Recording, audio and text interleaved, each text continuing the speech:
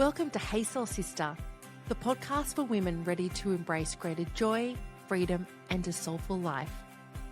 And if you enjoyed this episode, please remember to subscribe, follow, like, and share. Hey there. In this episode of Hey Soul Sista, I'm joined by the incredible Paige Bush, a domestic violence advocate and TikTok creator who's using her voice to create real change. Paige shares her powerful journey of survival, healing, and empowerment, and how she's helping others find the courage to leave unsafe relationships and reclaim their strength. This conversation is raw, honest, and full of heart. Now, I also want to give a trigger warning because we are talking about domestic and family violence. This can be upsetting for some people, and it's totally okay to leave the episode if you choose. And of course, you can always come back and listen again later if that's right for you. So Paige, for those of you who don't know you, can you share just a little bit about yourself and what led you to start speaking out against domestic violence on TikTok? Yeah, definitely. My name is Paige. I'm 33 years old. I'm a young single mum from Maitland. I am a domestic violence survivor, which is something I never thought I would say out loud, but it was a part of my journey for a while there. And now that I'm free from that awful relationship, I found peace and comfort in sharing my story because it not only helped me express myself, I didn't realize just by telling my story how many other women and men, victims of all ages, it was actually helping. So once I seen the power in my story, I just continued on sharing it because one voice turns into many. When, people hear your story, they find strength, they find their own courage, and it ripples on to this amazing outcome for other survivors. They feel less alone. They feel like people know what they're going through. They just speaking my story. I couldn't believe that I was just one person, but that one story could change many. Now, I can't remember actually when I first met you or heard of you, but at some stage I did in the last few years. And one thing that became very evident was that you are such a strong, heartfelt, soulful person who has such a big heart. And I see you out there giving comfort to other victim survivors of domestic violence. Now, are you cool if we go back a little bit and talk about your domestic violence? I'm going to say journey, but you were in an abusive relationship. Was it your partner, your husband or partner? We were not married. I've only ever been in two relationships. One, when I was 17 years old, I was in high school. We were, I guess, what you call high school sweethearts, but we were very young. We both were forced to grow up really quickly because we had children at 17. So that unfortunately didn't work out, though we co-parent now. I was forced to grow up really quick being a teen mum. I guess when I met my abuser, it was after that relationship ended with my kid's father. How many kids do you have? I have three kids. Aww. And I'm so, they are beautiful. And how old are they? My eldest is 16. As I said, I was very young when I had her. So I've nearly been a mum half my life. And then I have Jai, 14, and then I have little Ayla, who's 11. So I had them quite young. They've been through it all with me.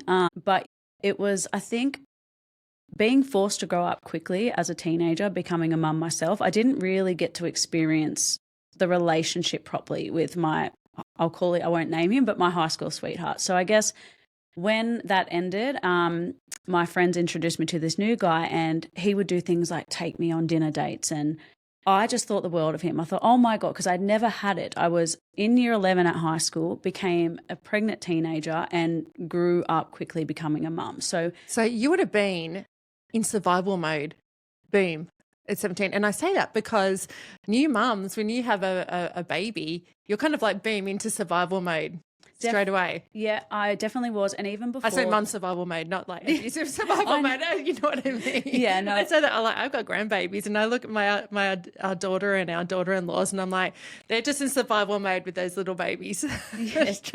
No, definitely I was. And even before that, I've never really had it easy. And I mean that like respectfully, I love my parents still, but I wasn't raised by them. I was very, very lucky to be raised by my grandparents and they gave us a wonderful life. But any child, any person, it doesn't matter what age you are, you just want your mum and dad around. And I didn't have that. So I guess when I met my first love, my high school sweetheart, I rushed through that because I thought I finally, like, it was something I'd longed for since I was a little girl, someone to love me. And it wasn't that my grandparents didn't, but it was just different. It was a different feeling that I thought I'd finally found at the age of 17. And young love, it's euphoric. Yeah. Right? Yeah. You think it's the end of the world when you fight, when it's over, you think, oh, I'll never survive. But yeah, like obviously your first love is very different. It's special. It's a unique kind of love. But growing up, not having mum and dad around, I guess, I did look for a validation and that attention in any way I could get it. So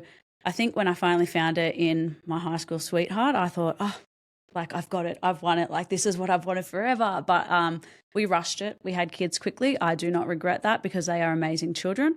But yeah, I didn't get to be a normal child in the sense that I grew up away from siblings, grew up away from mum and dad. There was a lot of substance abuse, incarceration. So my feelings were always very unsettled from a very early age. So I guess my first relationship, I rushed. It was a little bit toxic on both ends. We were young. We thought, oh. You're young, right? And you haven't had role models. Yeah. Like your parents there to guide you. Yeah. And yeah. And you think, oh, we've got kids. Like we have to stay together. Like we've got kids. Like we can't, like, you know, we have to do this now. We've got to make it work. And it was very unhealthy. So I guess when that finally did end and then I met my then abuser, it's the love bombing. I thought, oh my God, like I've never had anything like this before. Because like I said, I remember telling my friends, he took me for dinner and my friends were like, Paige, that's normal stuff. But for me, I'd never had it. Because I was a mum at 17, we didn't get to go on dinner dates. Like our childhood was gone. We were raising children. I thought the world of him because this guy took me for dinner. He opened a car door for me. And for me, it was wonderful. He would write little messages and put them in my lunchbox for work. And for me, it was everything. I was like, wow. Like, so romantic. Yep. But the love bombing, I didn't know it at the time, but that's what he was doing. He was sucking me in to think, oh, this is a wonderful person. How am I ever going to live without this? Now I've never had this kind of love. I've had absent parents. I've been a teenage mum I'm going to say toxic, not because we meant to be toxic, but we were young parents. You're trying to figure it out. Yeah. And then I found that and I was like, oh, like, this is it. This is what everyone talks about when they say they're in love. You met the love of your life. So I thought, yeah, I definitely did think that. The signs didn't show straight away. It wasn't actually until when we first got together, I had already a planned trip to go to Auckland for the Auckland Nines. I was going with some girlfriends and their family. And because I was so in love, I was like, I don't want to go. I can't leave this person. Like, I don't want to go. And he was all for it. He's like, no, go. I want you to have fun. So at the time, I didn't know it, but he only wanted me to go because he was going to be unfaithful behind my back, which I later learned. But at the time, he was all for it. He's like, no, you need to go. I want you to do this. So I went. And obviously I was going for football. So I'm a massive Parramatta Eels fan. So we're at the airport. I'm leaving to go to Auckland and I run into some Parramatta Eels players. Obviously I'm like, oh my God, like this is so cool. Like I'm meeting my favorite players. They're at the airport and I took a photo with them. And being excited, I posted that to Facebook. As anybody would. Anybody would. You've run it, whether you're a football fan or you run into like a celebrity that you know from a TV show or a singer, like you meet someone that you idolize and you just think, oh, photo, post it. Thought nothing of it. I hadn't even left the airport at that point and I was copying messages like, you slut. Like I was, pretty much ripped apart. And I thought, oh my God, like you knew I was coming for football. It's a celebrity. You're not out dating the No, guy. I'm not. It was like you're in an airport with Yeah. thousands of people. But he didn't like that. So he actually, before I even took off, we were fighting. So I was obviously very anxious. It was our first really big fight. I was about to leave the country, and he gaslit me into thinking I was the one in the wrong. Like, how dare I take a photo with another bloke? I've embarrassed him, and I just apologized the whole time. But unfortunately, as soon as I landed, I was just like, I'm sorry. Like, I'll take it down. I won't post anything more to do with football. And I just apologized. I believed I was in the wrong. And because we were in a relationship where prior to that, I was never allowed to speak about it. He was like, this is no one else's business. Like, I don't want you to tell anyone our business. So I was taught really early on, you can't talk about this with your friends and family. Didn't know it at the time, but that was him isolating me, which you don't realize till after. But and that's a total red flag for a toxic, potentially abusive relationship, is the isolation from friends and family. Yep. And I didn't know that then. It wasn't till after I was out of it that I realized, like, I seen the signs a little too late. But so my friends obviously knew I was upset. I'd been crying. They knew something was wrong, but I'm over in another country. I'm not allowed to tell them what's going on. But I did have to say, please don't post any photos of me. So they obviously knew something, but I wasn't able to tell them what. So it started there. Then obviously we're in the hotel. Things had calmed down between my partner and I for a bit, but I took a photo of the view, me and the view at the hotel. And I thought, well, there's no guys in this. Like, surely I'm not going to get in trouble for this. And then I got in trouble for that one too, because it was me looking for attention. And I thought, oh, okay, I just won't post anything about the holiday at all. Like, I'm sorry. So again, I find myself apologizing.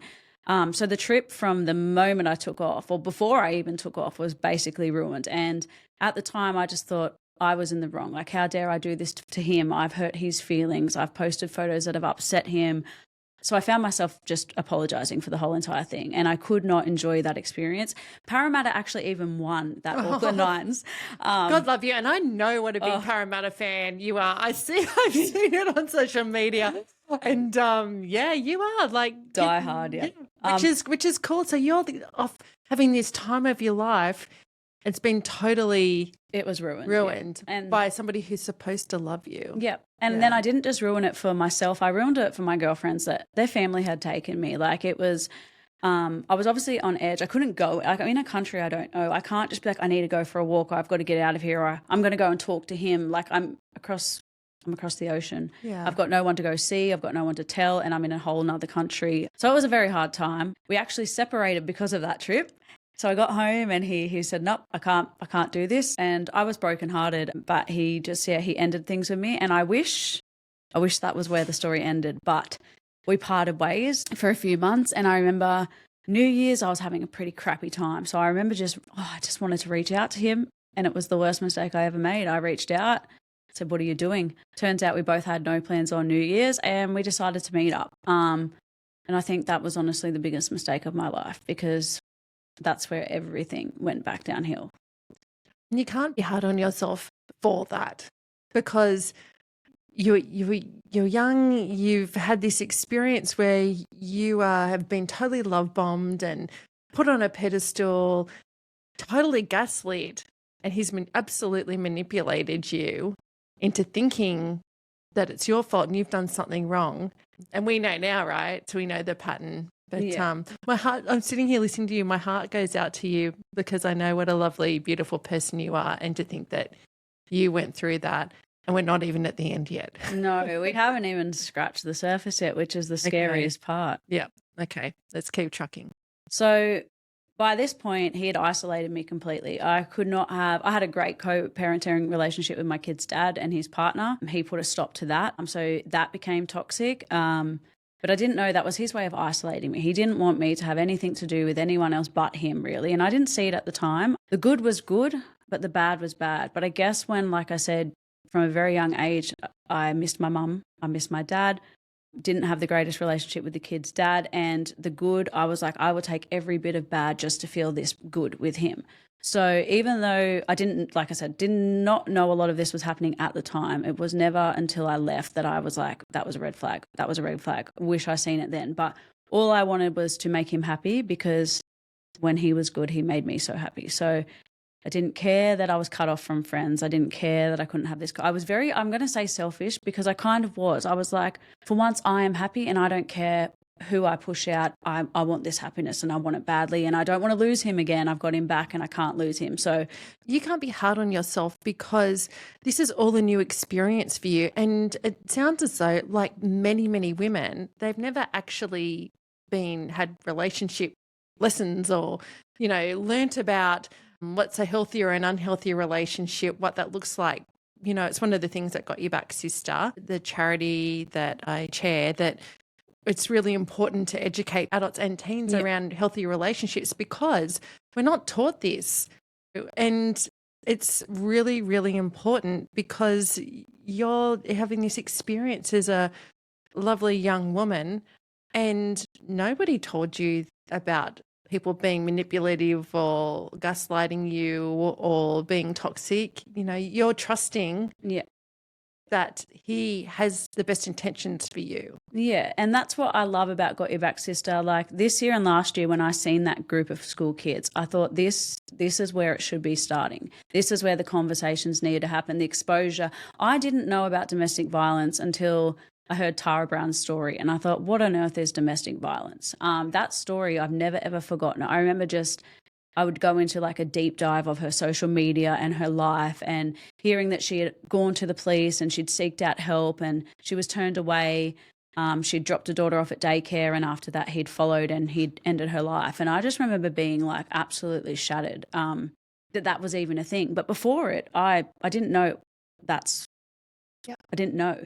So I think it's amazing what you guys do, because bringing kids, it wasn't something that, was either spoken about, or we didn't have social media, so there wasn't as much awareness. There wasn't charities. So I think, the fact that you guys or these schools are teaching these kids at a young age is a perfect start, because it can happen at such a young age. Well, schools we've spoken at, we run an Empower Her program and also facilitate Love Bites. And at schools we've spoken at, there's teenage girls there that are already in an abusive relationship with a fellow student. Yeah. Starting so young. Yeah, it really is heartbreaking. But that's why we've got to do the education, right? That's why we've got to do the education. So, Paige, when did things start to really escalate for you in this relationship? He was actually, this is a part I don't share too often because of who it involves, but he was actually accused of doing something really terrible. At the time, he had me so convinced that he couldn't have done this thing that I actually stood by his side through it. He was still very toxic and controlling, but he also wanted to keep me on side because he thought it looked good that I was on his side with this thing he had been accused of, because I just honestly didn't think I don't know whether I was honestly just blinded, because I can look back now and be like, it was right there in front of me. How did he trick me? How did he have me like on his side? Because the signs were always there. And that was something that though he was still really controlling and manipulative, it was kinder when he needed me. When that situation sort of came to an end, the behavior for him kind of escalated, because he's like, I don't really need to be nice to you anymore because I've got what I've needed from you. I don't need somebody by my side to be backing me up and going, no, there's nothing's gone, nothing untoward here. Yeah. So I remember I went on we went on a cruise and we had met these friends on this cruise, and it was lovely. Now, you got to remember, I was in a relationship where I was completely isolated. Like, I couldn't even go to family events because he's like, well, if your brother goes and your brother's friends show up, what if they hit on you? So, like, my brother would come to town and I'd be like, sorry, guys, I've got to leave. And I couldn't tell anyone why, but I was just always leaving family events because he was just jealous of everything. If I wanted to go to my own kids' sporting things, my grandparents would have to be there, and then I'd have to prove to him, like, look, I'm with my grandparents. There's no blokes around. So little things like that were always happening. Or like he'd be like, what blokes do you work with? Like, I don't think I want you to have this job anymore. And it was just everything. He just wanted, and if I went out with my friends, no, what if people hit on you? Just like, it was always things like that. But it wasn't until, so I wasn't allowed to have a life really. And then we went on this cruise and we met this lovely couple. And I remember one night I was feeling sick on the cruise and I said, I'm going to go have a lay down. I don't feel very well. And he said, I'll be down to the room soon. And he stayed up on the deck with this couple that we'd met. I remember the movie I'd finished that I was watching in bed, and I thought I'll just go up and see what he's doing. And when I went upstairs, he was sitting with the guy from the couple, but his partner had gone, but there was two girls sitting at the table. And I remember thinking, I would never have even been allowed to stay up here without you. But, you know, I was not even allowed to see my own brother. I can't see my own friends. But you're like, if this was me and you'd walked out on me sitting up here with two guys, like he probably would have literally pulled me out of my chair.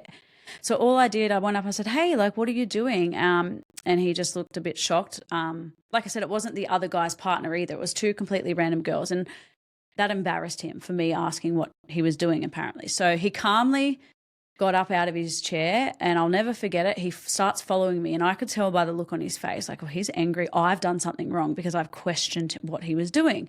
And I just remember sort of turning and looking over my shoulder, and it was the look on his face, like the whole mentality on, like, with the walk and the aggression. And I said, are you going to hurt me? And he starts speeding up his walk. And I could tell, like, he's really angry. I've made him so angry. And I just remember I started running down this hallway of the cruise we were on, and he starts chasing. So that's when I knew, okay, I'm in trouble. Like, I really pissed him off. And it was the tone of his voice, and I can never forget it. And it was the way he said my name. I was like, I thought he was about to fight another fully blown bloke. Like, he was so angry. And I was like, if he gets his hands on me, like, I actually don't know what he's going to do.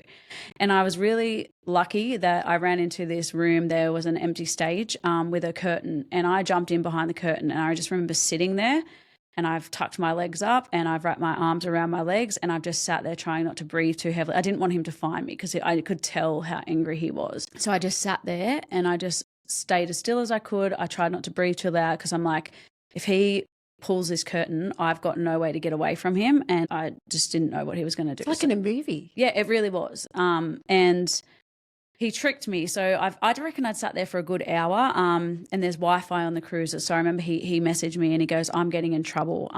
They've got me in the room. So he was saying that, like, the cruise security had picked him up for being aggressive. And I thought, this is my chance. I'm going to get out of it. I'm going to go up to the room and tell them it was my fault. Like, he hasn't done anything wrong, and I'll take the blame. And then maybe I can put this argument to bed. But he tricked me. I got up to the room. There was no security. It was just him. My stuff's all over the floor. Like, my hair straightener snapped in half. And I knew then I was in trouble. All I could think was, if I can get myself out that door, I'm running out of here, and I'm not looking back. Like, I've got to get out of here. And I'd actually never been more frightened of him than I was in that point. But again, it was my fault, because why did I embarrass him? Why did I ask him what he was doing? So he made me believe, like, I shouldn't have done that. I shouldn't have gone up there. I shouldn't have humiliated him. I shouldn't have asked what he was doing. So I'm apologizing and I'm apologizing. He made me sleep on the floor that night. I slept on the floor. I had no pillow, no blanket, all my stuff ruined around me. And I just thought, when he goes to sleep, I'm going to run. I'm going to run. And I don't care if I have to jump off. I just don't want him to. I just don't. I don't want to be in this room with this man. When we woke up, he was like, I don't even know if we can be together. So here I am begging, like, I'm sorry. I know I shouldn't have done it. Please forgive me. And all I wanted was his forgiveness. So was he physical with you then? Yeah, at that point he was. And I had, like, all physical abuse is bad, but I'm lucky, because I really thought, with how angry he got, I could have been in a lot more trouble than I was. For whatever reason, he was able to contain it to a degree. So, and I remember the friends we had met, I had to, like, my hair straightener had been snapped. So I remember there was some sort of special night on that night, and I had to message the girl going, I don't know why my hair straightener's not working. Do you mind if I use yours? Because, like I said, he had snapped mine and ruined half my belongings. So she helped me out that night, so I was able to do my hair and stuff. But I never told them what was going on. And I actually still have a relationship with that girl to that day. And she says to me, I hate that you couldn't tell me, or that we didn't know that you were going through that. And I said, it's okay. It's not your fault. Like, I had learnt by that point, I had to hide it. I had to cover it up. I had to pretend that everything was okay. Like, I couldn't even tell my friends and family, because as a victim, you think you're going to be in more danger if you tell someone and they find out that you've told someone. So I had learnt for so long, like, you just can't tell anyone what's going on. It's going to be worse if you do.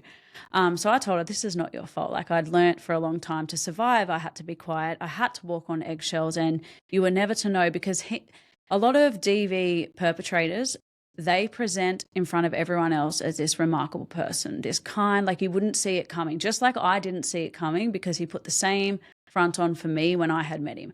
I had his ex-partner telling me, good luck, he's going to ruin your life like mine. And he's like, she's just jealous that we're together. He doesn't want us together. So I could only go off his actions at the time, which was his sweet, loving, kind. He's love bombing you at the time and giving you presents and taking you out for dinner and all of that. So I just thought, yep, jealous ex. I don't believe her. So yeah, I learnt the hard way that she was not, she wasn't lying. So that was difficult. But I remember one time he'd actually given me a black eye, and it was before the cruise, but it was because I'd had a rental property and the sink was leaking. And because I hadn't told the real estate immediately, the damage that got done under the sink, they said, if you had told us straight away, we would have fixed it, but you left it, so it's actually at your expense. And I remember saying to him, oh, it's fine. I have a friend whose dad's a plasterer and I know he'll fix it for me. And he goes, is the friend a male?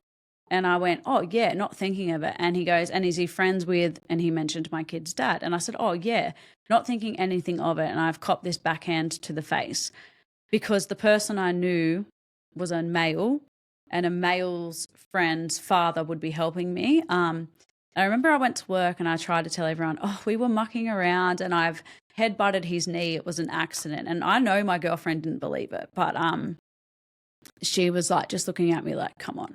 And then I remember telling my family and his family that I'd ran into a stack of crates at work. Now, that doesn't even sound believable, but in my head at the time, I was like, oh, this is convincing. Everyone will believe it. So work's not going to know what really happened. They're going to think it was an accident at home.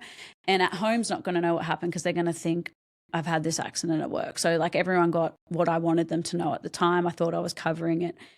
I was so lucky. And this is what I want to say to people that have somebody that they know going through domestic violence. My best friend, Sarah, I honestly believe that girl saved my life because for so many people, I've found it my whole life. Like you tell them something, but they feel the need to either gossip or tell somebody else. And before you know it, this one thing that you've told one person, everyone knows your business. Sarah never did that to me. It took me a long time to realize she knew something was wrong, and I met her at work and I would start telling her little things. And as much as it broke her heart and frustrated her that I was with this person, she just knew that her job was to listen, that she couldn't tell me I had to leave. She couldn't get angry at me because I wasn't leaving, that she knew the only thing that she could do to help was be my safe person. So I could go to work and tell her, I didn't even tell her the full, I just was able to tell her enough. But it would be things like we would have something on at work. And like I said, he didn't want me working with guys. Obviously, guys worked where I worked. And so if there was ever a Christmas party or an event on for work, I wasn't allowed to go. But if Sarah went, I'd have to be like, Sarah, because he had her on social media, if anyone posts a photo, they can't tag you in it. Because if he sees that we work with blokes, like I'm going to get in trouble. So she would always be, making sure she wasn't tagged in any post, that he would be like, well, if that person's in a photo with Sarah, that means you work with him too. Like she recognized what would keep me safe and unsafe. And she did it without questioning it, without saying, you're stupid. What are you staying for? Like, this is ridiculous. She would do really, even though what I was going and saying, like, please, like, just check that you don't get tagged in a photo, check all the things that get posted on your wall so he can't put two and two together and see that we work with these people. I basically, had to ask her to do some pretty out there things, and not at any point did she gossip or get frustrated or feel the need to tell another person like about my situation. She just kept it. Oh, she sounds like a really special friend. She is, and I'm like, we're still best friends to this day. But if you don't get a better friend than that, no. hey? So my advice is, like, I know for many people, like, she will get like, I just don't understand, like, she wanted me to leave so badly, but she knew that I had to recognize it and be ready myself, which I think every victim, if you've been in it or you've come out of it, you know that 100 people could tell you 100 times in 100 different ways, but you're not going to listen until you're ready. But for somebody that knows a loved one going through it, my biggest advice, because it saved my life, is don't get angry. Don't tell them what they need to do, what they should do. I know the intentions probably mean super well, but all you're going to do is push that person away from coming and telling you, like, I'm in danger, I'm unsafe. So I know it's hard, and I know it was difficult for Sarah too to see me go through it. But as I said, if it wasn't for her being my safe place and safe person, I really don't know if I'd still be here today, because I was able to release it to somebody. I didn't have to hide it anymore when I met Sarah. And yeah, just her being understanding and being by my side, not forcing me to do what she thought I had to do, it helped me through it. So at what point did you go, I'm out? Is that what happened? Or was it you that went, I'm out? Yes. There was a couple of points. I remember when I started getting close to it, I was like, if I don't leave, I'm going to die. I knew that was where it was going. Because by now he's not just being verbally abusive and gaslighting and manipulative. By now he's physically abusive with you. Yep. And some of the things he had done and that I'd seen, I was like, he was just too unpredictable at this point. But I know there was one time I was very close. I actually got a message saying that he was being unfaithful again. And I went to leave then. I thought, this is my way out. I've got it. I can leave. Long story short, my mum wasn't always around in my life, but at this point she was in my life, and she'd started doing well for herself. She'd got herself a car and had a license for the first time that I could nearly remember my whole life. So this car, it was a piece of shit. But it meant everything to my mum because it was hers and she was on track and she owned this car. And he was in a situation where he had to borrow her car and he was going to not give it back to my mum if I didn't go back. So I was like, I can't do this to my mum. This is everything to her. That is so freaking nasty. Yeah, but I knew that he wouldn't give it back, or he would have smashed it or done damage to it. And I couldn't live with the thought of, well, this is everything to my mum. I need to go back so that I can get the car back so he doesn't break her car or smash it up. I just wanted to protect my mum. So that's the really crazy thing about being an empath. You can almost look out for everybody else's needs, but you're not there to give you what you need. So I was like, my mum needs her car. I need to go back to him. So I was nearly out at that point, but he apologized, sucked me back in. Mum got a car back. But I still knew inside that it was coming. Like I felt something different and I knew I was getting ready. And you're getting stronger, right? Yeah. Yeah. And it's really hard because, like I said, I haven't gone fully into detail, but he had done something horrible, which the first time he got accused of it, like I said, I didn't believe it. This had then happened a second time. And by this point, I'd seen a lot more of him and I thought, I know he's done this thing. And I used that as my way out. I remember packing up my kids one day and I left and I said, I'm out, I'm done. And I took my kids to my grandparents' house and he was trying to win me back. But I just remember saying, no, I can't come back. I need to put my kids first. My kids need to be safe. They need a mum. And I wouldn't even say he had amenities. He still tried to get me back for a very long time. And I remember this is where my story got out there for the world to see. I'd gone back to my nan and pops, but he still was trying to get me back. And he would threaten, if you don't come to me, I'm coming to you. And I remember again wanting to protect my family. I'm like, if I don't go to him, he's going to come to my grandparents' house. What's he going to do to their home? Are they going to wake up and someone smashed their cars? I didn't want him to go there. He used to threaten to beat my grandparents too, which made me sick. And as I said, by this point in the relationship, I was like, I'm sure he's capable of anything. So I remember I was like, okay, I'll come to you so that he didn't come to me. And I didn't want to go. I felt sick on the drive to his house. He's like, I just need to talk. And I remember saying, but why can't we talk over the phone? Why do you need me there in person? He's like, I just need to see you. I just need to be with you. I just want to hug you. And everything in me was alarm bells ringing. But I'm like, it's either you go there or he's going to come to your grandparents. And I didn't want them to go through it. I remember writing an address on a piece of paper to my grandparents, like, if you don't hear from me, this is where I am. And I went and I got out of the car and I just knew something wasn't right. And I took a fake phone call. I said, oh, hold on a second. I'm just going to step outside. I've got to take a call. And I actually got in my car and I drove away. And I said, I can't be there with you. It just feels like something's wrong. And he cried and he cried and he cried. I said, why can't we meet in a public place? I don't want to go to the house. And anyway, he did convince me to go back to that house. And I knew, like I said, the alarm bells by this point, I already knew, like I was in danger. But I got back to the house. I pulled in the driveway. My window was down. He's reached in. He's grabbed my keys out. And he goes, now get out before I knock you out and drag you fucking inside. And I thought, this is it. I'm in trouble. About 3 houses up, there was people working on a house. And he has looked and he's like, don't you make a scene. Because I sort of looked like, can I ask anyone for help? What do I do? The best thing he did that day was walk in the house before me, because I just got out of my car and I ran down the street. I completely just started running. I had no idea where I was going at the point. I just knew I had to get away. And I'm running on a main road with really nowhere to go, and cars are driving past, and I remember thinking, I've got nowhere else to go. You must have been panicked. I felt I'd never been more terrified in my life. And this girl had pulled over and she actually said, do you need help? Are you okay? And at first I was like, no, I'm okay. And I kept going, and I've sort of looked, I'm like, where am I going? There's nowhere for me to go. And I turned back around. At this point, I see him coming down the road in my car, and I've jumped straight into her car. I said, can you please just drive?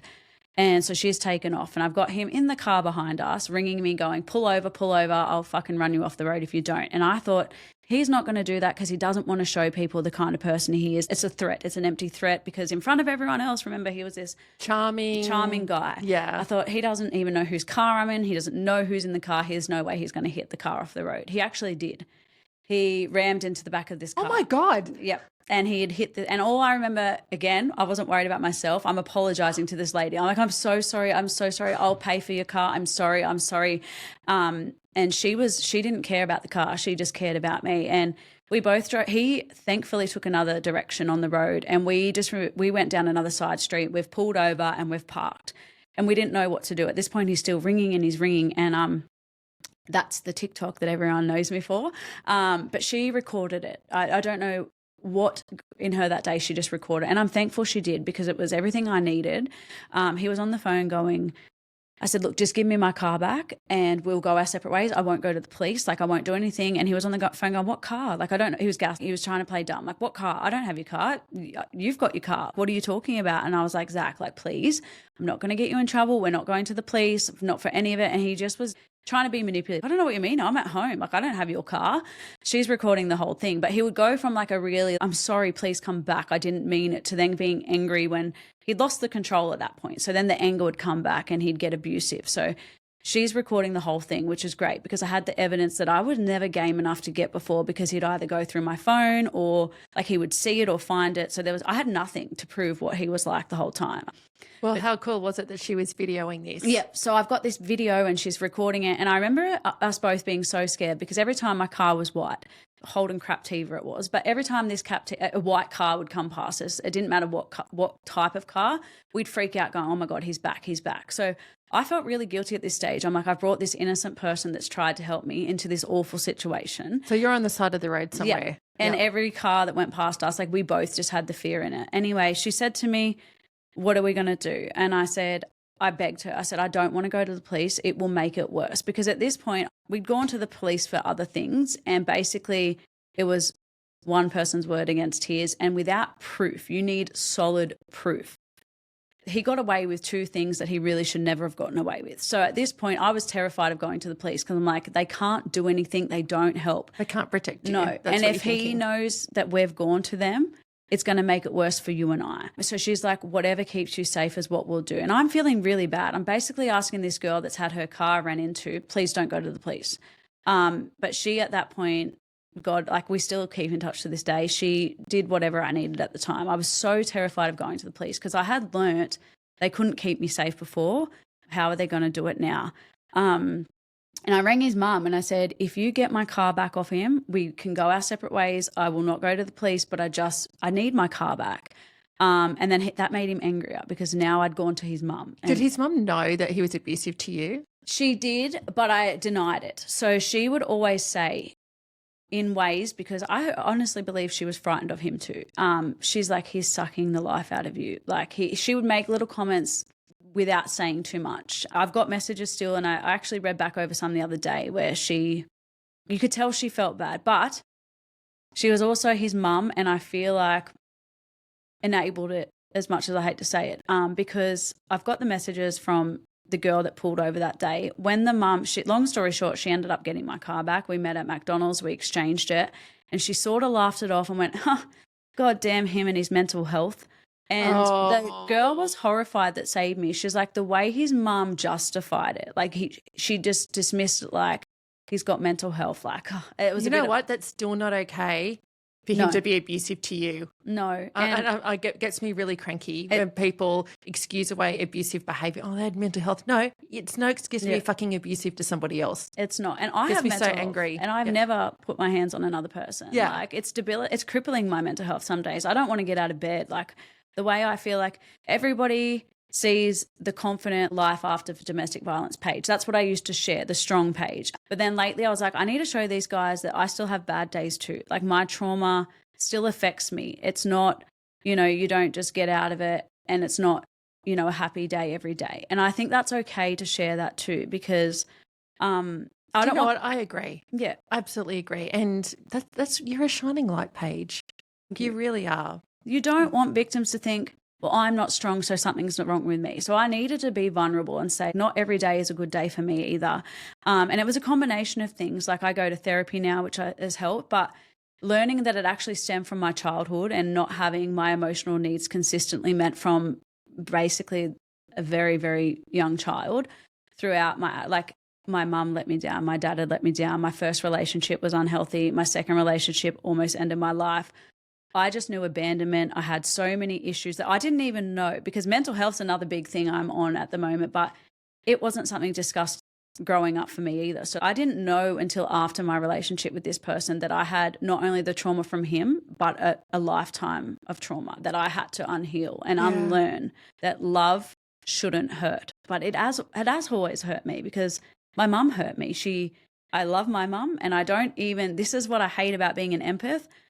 I feel like when I talk about the things people have done, it makes me feel bad, because I don't want to shed my mum in an awful light. So that's something I'm learning too, that like, it's okay to speak about the trauma that people and the things that they've done. I'm not doing it to put them down, but they have done those things. And for me to heal, I can't bottle it all in to protect their image. I can talk about it. So Which good on you, because you've been told, or that relationship, don't talk about it. You've been silenced. Yeah. Yeah. Yeah. So it took me a lot to realize I'm not being a bad person for talking about the things I've been through. And you know what? I can admit now that I've made some pretty selfish and silly choices myself just to be loved. There's things that I'm not proud of, that when he loved me, I hurt people to be with him, because there was talks of him being in a relationship with another person. And at the time, when I first got into the relationship, I was, no way, he's not with anyone else. Like, I just didn't believe it. But there were signs eventually where I was like, is he with another person? Is he not? I felt so wanted and loved for the first time. And I'm not justifying it, but I was like, I finally feel like someone loves me, and I didn't care about anyone else. So I have made decisions that I'm not proud of, that I can recognize myself. I feel like we talk about addiction in the form of a substance or alcohol, or drugs. But I feel like love was my addiction. I wanted it so bad, and I wanted the thrill of that even if it hurt people around me, if I wasn't the perfect mum or I wasn't a good granddaughter or a friend, at that time I didn't care, as long as I was getting my needs met from my addiction was love. Like, I just wanted it so badly. So there's times where I'm like, I know it's not my fault, and I will tell every victim it's not your fault, but it's hard to tell yourself it's not your fault. There's things that I just wish, like, if I had have opened my eyes and looked at the red flags for what they were, I could have prevented myself going through of it. Do you think that's why you're so passionate now about speaking out? Yeah, I think it has a big part of it. And I think because you're like, now you can do something. Yeah. And like I said, when I ended up that COVID, back to the TikTok I shared one day, don't know why I did it. I shared the video of him abusing me over the phone. I had him on speaker. We're speaking on the phone. And for whatever reason, I shared that short clip. And I literally was scrolling on my phone, watching it go up by thousands of views by the second. Me and my friend were at dancing pickup, and we're like, oh my God, look how many views this has got. Like, I thought it was insane. I was like, and from that point on, I had no plans on like continuing to share my story after that. I still don't know what made me post that particular video, but I'm glad I did, because the comments where people afterwards were like, thank you. Because of you, I have left. Because of you, I have gone to the police. Because of you, they watched my story and I had given them courage. I'd given them strength, or whether it was just making someone realize, hey, I'm not alone. And when I seen the impact it truly had, that's when I was like, this is, I'm going to turn this into a purpose. He may have taken a lot from me, but now I'm going to take it back. And I didn't care if it was 1, 10, 20, 100 people. The fact I was making that change, and I was like, I want to be the person for these people that I wish I had the time when I was lost, when I thought, I honestly was convinced in it there was no way out. Like if I left, I was going to be in danger. Because for victims, leaving is the scariest part, because once that person... And it's so dangerous. It's one of the most dangerous times is leaving. So it frustrates me when people are like, why didn't you just leave? Why would you stay? And I'm like, I know black and white, that looks that simple. But all the times I tried, it was more dangerous for me, because when they're like, I've lost control now, she's not doing what I want anymore, I've lost that control, they amp up their behavior. And it's so scary. And that's why if you look at the statistics of how many women have died, how many of them went for help and they were failed? Whether it's by, I think our justice system's improving, but it's got a long way to go. And I think, look, I agree. It's the government is slowly introducing some changes, but that's only because women are now jumping up and down about it. I don't know if you remember, say 10 years ago, they still wouldn't, if a woman had been murdered, they wouldn't actually say her name. Remember that? And they wouldn't actually say that she'd been murdered by a partner, ex-partner, that it was domestic violence. Do you remember that? And then there was a big call on social media to go, actually, she has a name, say her name, what it is. And number 2, call it what it is. Yeah. Don't just say, a nameless, unidentified woman was murdered at blah town. Call it what it is. Exactly. And it frustrates me still, because I feel like the perpetrators get more, they're protected more than the victims. They get like a chance after chance after chance, and it's so frustrating. Like the courage it takes for somebody to speak up and say, hey, I need help, I'm in trouble, and then they're turned away. How many women are going to be like, well, I'm not going to come forward because look what happened to every person that has? An AVO is a piece of paper at the end of the day, and that piece of paper is not going to be stop anything. If a man wants to harm you, they're going to do it, piece of paper or not. And a story that stuck with me, and I'll keep saying her name for the family, is Mackenzie Anderson. We've all heard about her, local young girl. She was stabbed 78 times by her ex-partner, and she was 21. He was what? I think a couple of years older. A couple of years older, but not that much older. So still a young man stabbed her 78 times in front of his son, her 1-year-old son. Yeah, he should have never been out though. And that's what I mean. And where is the accountability for like, okay, we've let this person back out. And I don't even like to think about it, but I can't help it. Like 78 times, just in your head picture. That wasn't like he did it and he was like, oh my God, I've mucked up. And he stopped. He's 78 times and he'll be out before he's 40. What does that tell another young victim? Like, absolutely. Do you know what I often think about? The magistrate that let him out on parole that weekend when he came to Newcastle and killed her. I often think about that magistrate because he came out on parole. He went and he was in jail for abusing her. He got out on parole, got out early, went and assaulted his father, went before a magistrate because he broke his parole and assaulted someone. And the magistrate let him out, let him off. And I often wonder, does that magistrate have trouble sleeping at night? Does he feel any guilt whatsoever? Because if he had have done his job, she'd be here. I get so angry about that. I remember thinking, who is the goddamn magistrate?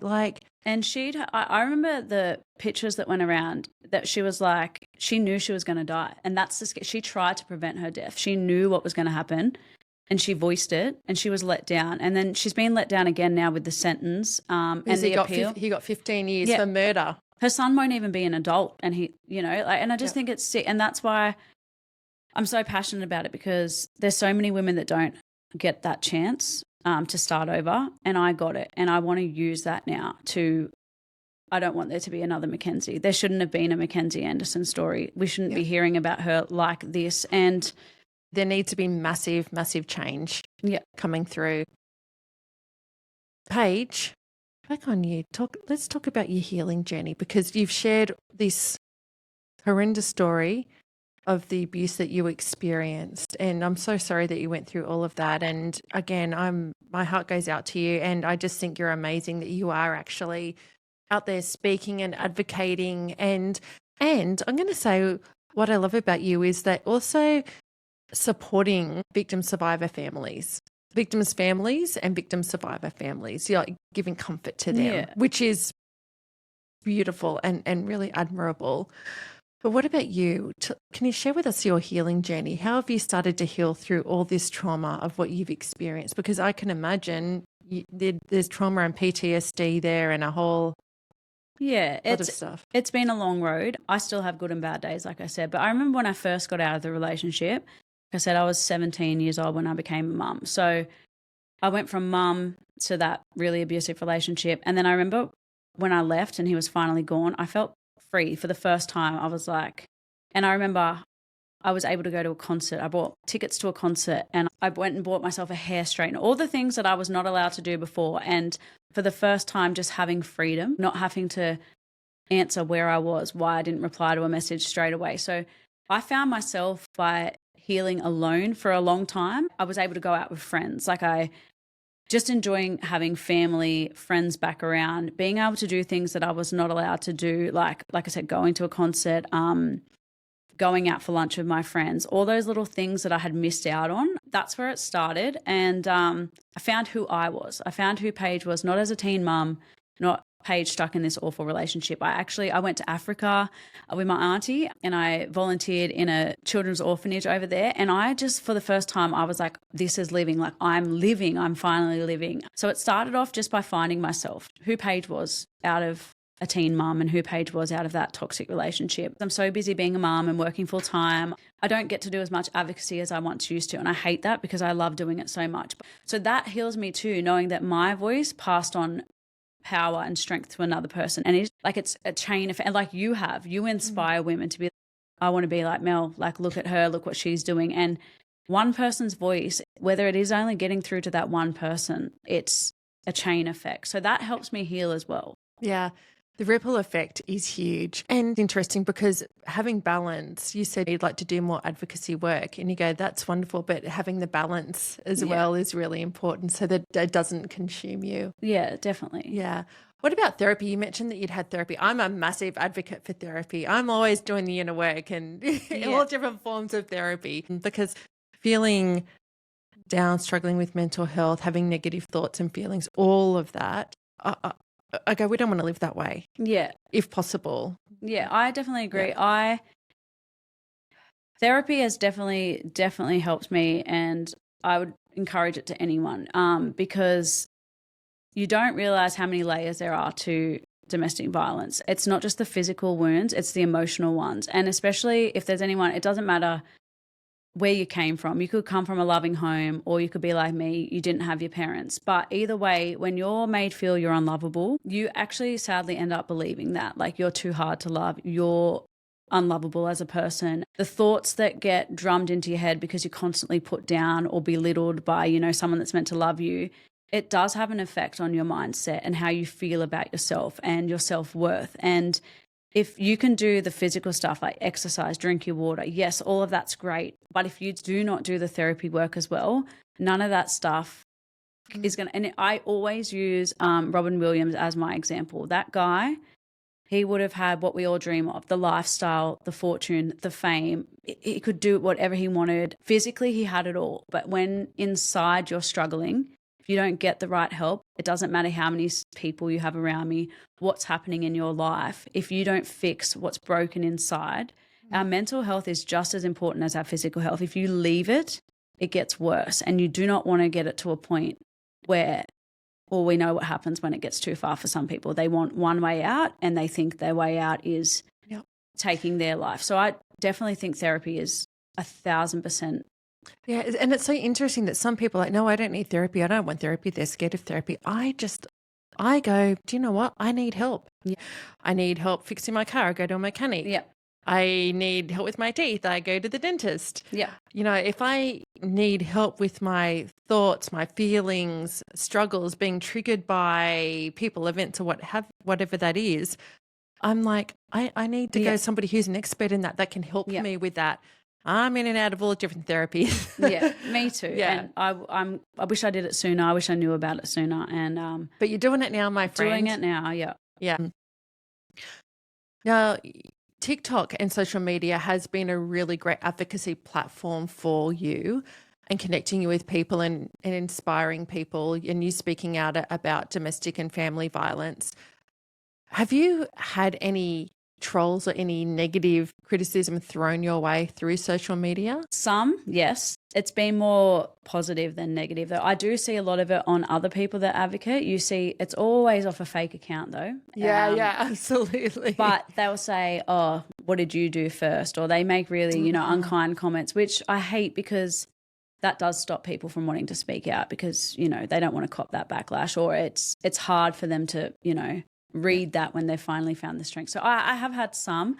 I find that if you show that it gets to you, though, that's what they want. So I just either ignore it or I block it or I write something kind back because sometimes I think you got to kill it with kindness and they're like, God damn it, that didn't upset her like I wanted. My biggest advice is if you do speak out and you've got somebody doing that, they want to hurt you. So don't, even if it does, you don't show them that because. And the world's a mirror, right? Usually when somebody is triggered by someone else, so if someone's triggered by you, it's because there's something going on for them. Yeah, and I often tell myself, like, how unhappy is this person with themselves to have the energy to make an email and a fake account?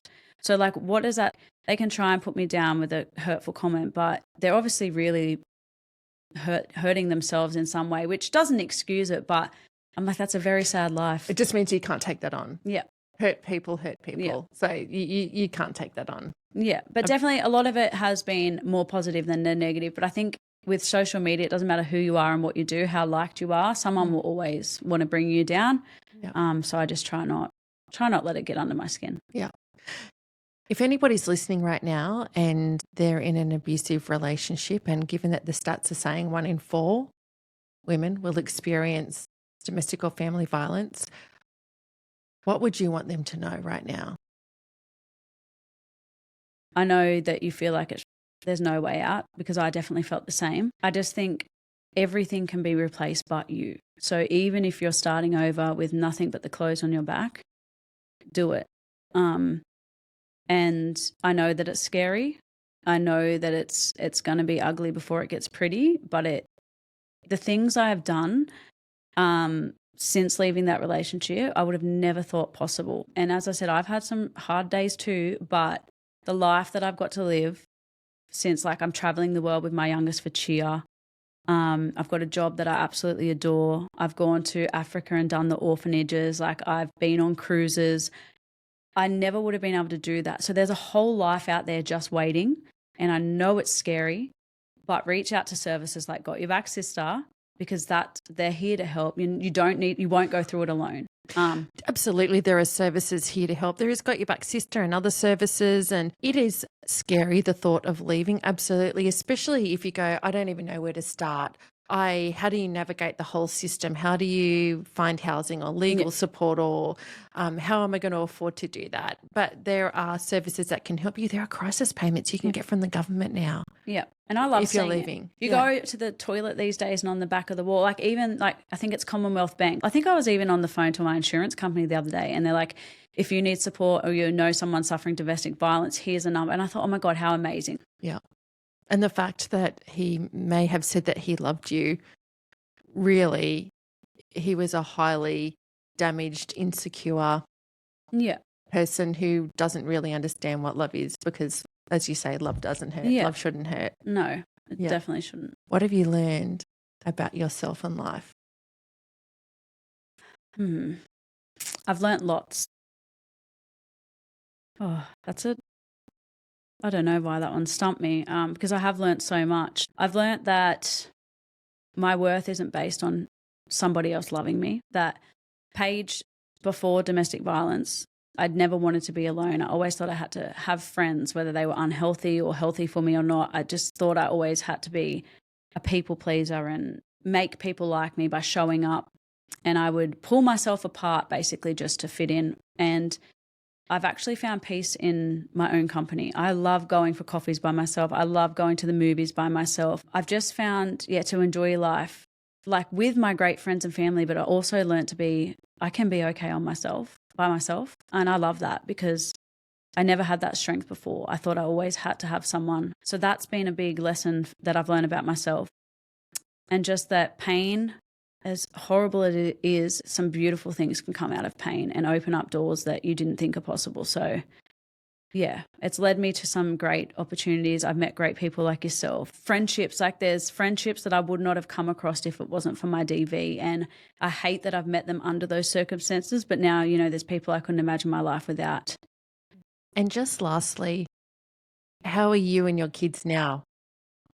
Looking back now, if I could do my time over, I would do everything differently. I think we all would. We all would. We all do it different. But I was young. And there was times where, I'd definitely do it all different if I could now. And I'm so grateful. I have 3 beautiful kids. I'm constantly complimented on how amazing they are, kind-hearted. I'm thankful that life for them didn't go the other way because it could have. They've experienced and seen a lot of my trauma. They've had it themselves because of my relationship. But I've never been more proud of myself as a mum than I am now, because there's something that is just beautiful about being able to turn your life around. And I wasn't the best mum. I wasn't intentionally a bad mum, but obviously my relationship did come first. And now that I'm in a headspace and a mentality of growing as a person has made me be a better mum for them. So like I said, I can never take back the years of my domestic violence, but I've been able to, we've got a beautiful home. My kids are all in the sports they love. I look at their bedrooms and think, we've come this far. It's so much more beautiful because it was so hard to get here. Like I said, my youngest daughter is traveling Australia and the world for her cheerleading. I'm providing a life that I wish I could have given them the whole time, but the fact that I am now, it's just, I can't explain it. The fact they're safe and they're happy, because I work with kids in out-of-home care, and I see the effect it has when they're exposed to that environment long term. And I'm just glad that I was able to get out and now give them a better life. I'm so proud of you. Thank you. I am so proud of you because you are a really wonderful human. You really are. And you've been so generous in sharing your story today. You are doing wonderful work in the world, but you are a great mum. You're a really kind and generous person. And Paige, absolutely, you know what? You've had a really shit time, love. I'm going to call it. I'm calling it for what it is. You've had a really shit time, but you are a shining light because you are showing people that you can start again. Yes, thank you. I appreciate it. You can start again. You've are living the life that you say, well, you've got freedom, you're doing great things and you're happy and joyful, your kids are happy, and everybody has a chance to make changes in their life and to live the life of their dreams. And you're a shining example of that. So thank you so much. And I just think you're absolutely amazing and wonderful. I think the exact same way about you. So thank you. Well, Soul Sisters, this has been a good one and a long one. 30, 40 minutes, you said, an hour. We're over an hour in. But I could talk about it all day because I'm just so passionate, and I don't want there to be we don't need another name in the statistics of losing another. We do not. And look, I'm going to direct people to the Got Your Back Sister website, gotyourbacksista.com. We've got a bunch of resources there, and also reach out and contact Got Your Back Sister if you need information or advice around domestic violence. If you know somebody who's in an abusive relationship and you don't know what to do, Paige, you touched on something really important, that as a friend, the best thing you can do is walk beside someone. Yep. Walk beside them. A woman is an expert in her own life. Walk beside her. At some stage, she may be ready to do something and to leave. And you have talked about how important that is, to have that trusted person that when you were ready, she was there and you were able to share with her. There was no judgment there, and she did not push you. She was there for you when you were ready. If you're in an urgent violent situation, call 000, contact police.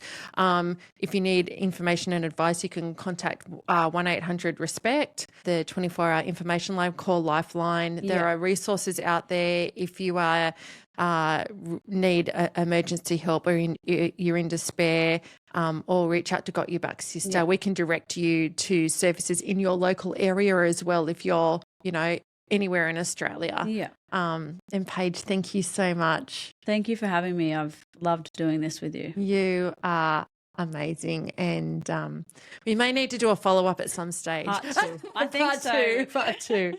But thank you, my friend. Thank you very much.